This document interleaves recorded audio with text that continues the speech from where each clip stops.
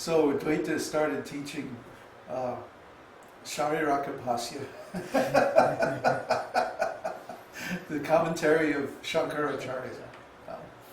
And if you ever read this commentary, it's full, it's like Lord Chaitanya described it to Sarvabhauma Bhattacharya. He says, this is the reservoir of all bad logic.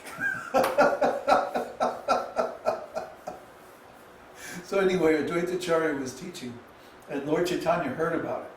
And he came to the Acharya's house in an angry mood. And he started beating him. Why are you teaching this nonsense? Whap, slap. Like this. And he was pounding on him. I mean, he was really beating him up. And everybody was going, no, no, no, you'll kill him. Stop it. He's an old man. No, no. And Lord Chaitanya, I mean, practically they had to pull him off of Advaitacharya, right?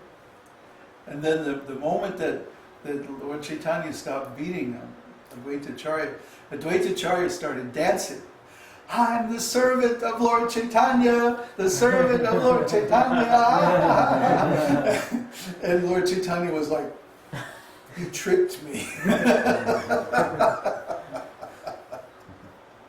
These are the sweet pastimes between the Lord and His servant. You see, so we should always be in this mood of servant.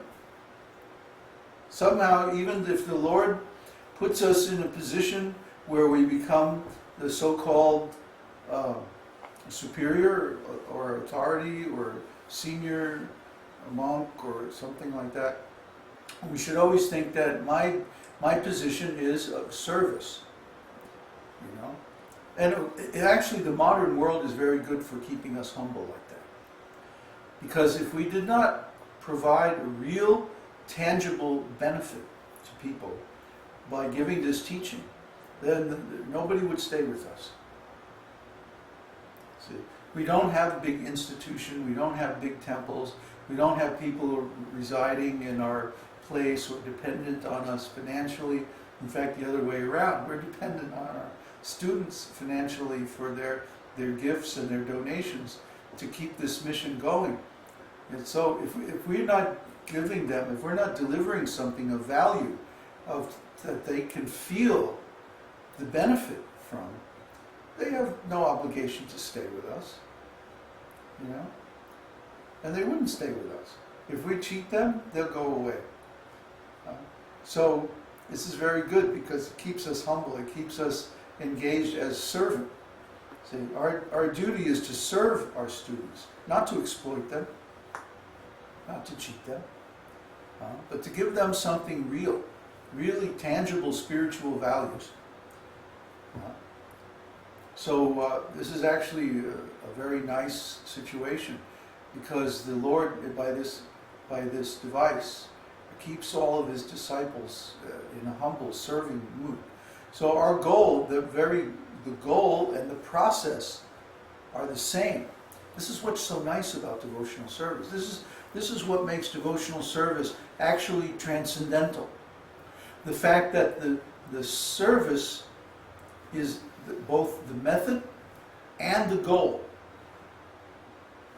You see? I think Mother Swati was alluding to that in her question. You see? But it takes quite a bit of insight to see, right, that the process of devotional service is itself the goal of devotional service. They're one, because they're both both transcendental. Like, what are we doing here? We're chanting Krishna's name, we're remembering Him, we're describing and glorifying His different qualities and pastimes and devotees and so on. What are we going to be doing in the spiritual world? The same thing. See? So the process that we're engaged in now is the same process that we're going to be engaged in the spiritual world. It's not like ordinary yoga or meditation where when you reach the goal you give up the process. No. The process itself is eternal. The process itself is transcendental. And we can feel that when we engage in it, and it satisfies our soul so deeply because we're in direct contact with the absolute truth. And that's the great benefit, or the great advantage of bhakti yoga, devotional service. And on that process, there's no end. The process itself is the goal. Is there another question? Yes, one from Uddhava. Dear Babaji, please accept my humble obeisances. All glories to Srila Prabhupada. When you went into 64-round chanting retreat, in which stage were you more or less situated?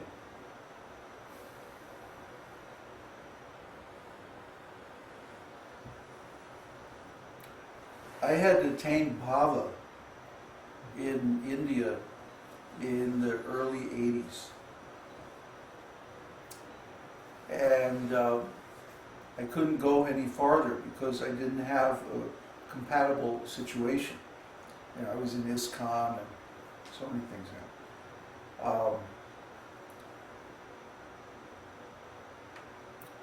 Yeah, I think I had been steady. I had been nishta since the 70s, since the mid-70s or so. No falling down or breaking the regular principles. So, yeah.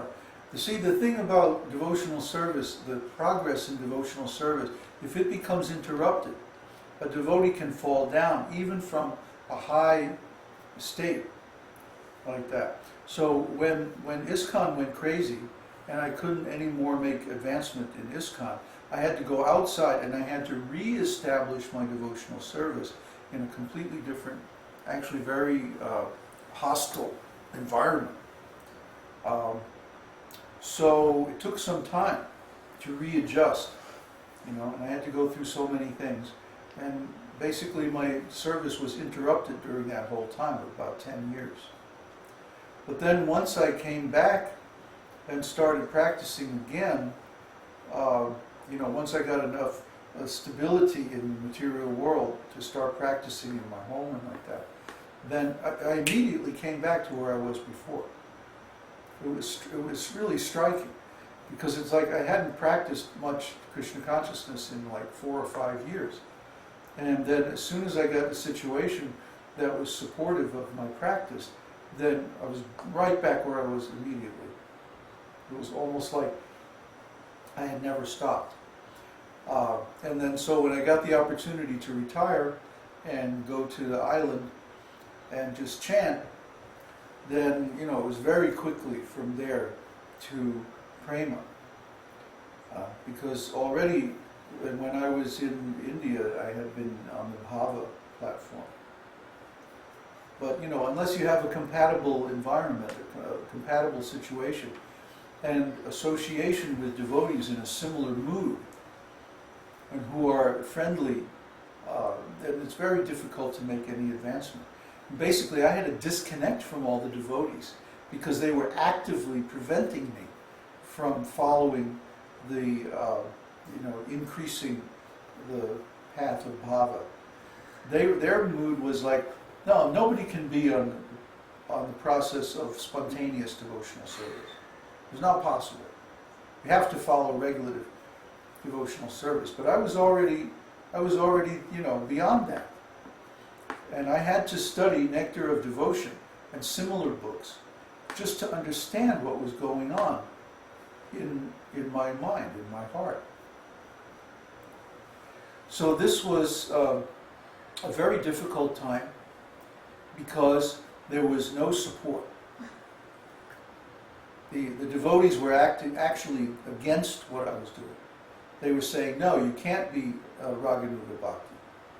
It's not possible. But I knew that I was already beyond Nishta and Ruchi because I was getting ecstatic symptoms all the time. So, there could only be one thing, that had to be bhava.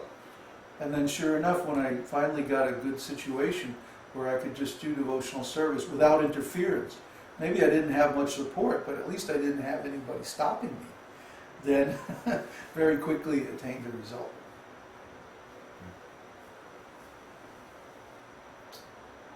Okay, from Uddhava again, complimentary question. when you explain that very deep feelings arose while you were chanting retreat, do those feelings have any relationship with anarthas, something like deep anarthas? That's a very interesting question.